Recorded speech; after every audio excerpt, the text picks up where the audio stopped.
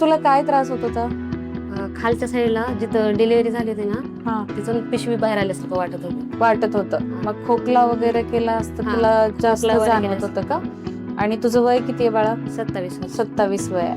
मग हे कधीपासून होत होतं साधारणतः? मला 5-6 महिने झालं होतं, पण हा. आता आठवडा झालं खूपच जास्त बाहेर आलं. बाहेर आलं होतं. मग तुला आधीचं काय लेकरू आहे? 2 वर्षाचा मुलगा आहे. मग लेकरू व्हायच्या आधी असा काही त्रास जाणवला का? मग तुला डिलिव्हरीच्या दरम्यान तू असं जास्त कळा वगैरे घेतल्या होत्या का? हो.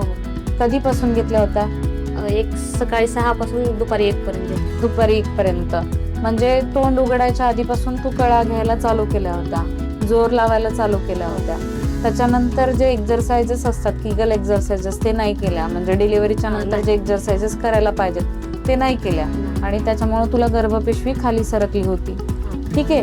आपण आता ह्या पेशंटचं आहे ना, स्लिंग सर्जरी, म्हणजे अशी यंग पेशंट आहे जिच्यात तिला अजून एक बाळ हवं आहे.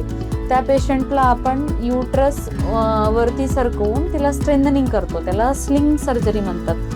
प्रोलॅप्स पेशंट हे यंग फिमेल्समध्ये स्लिंग सर्जरी करून करेक्ट केलं जातं. आणि ज्यांचं पोस्ट मेनोपॉझल आहे, ज्यांच्या इस्ट्रोजनमुळे प्रोलॅप्स झालेला आहे, त्या पेशंटमध्ये आपण हिस्टेक्टमी करण्याचा सल्ला देतो. अशा पेशंटला आपण मर्सलिन टेपद्वारे युट्रसला स्ट्रेंथनिंग देतो.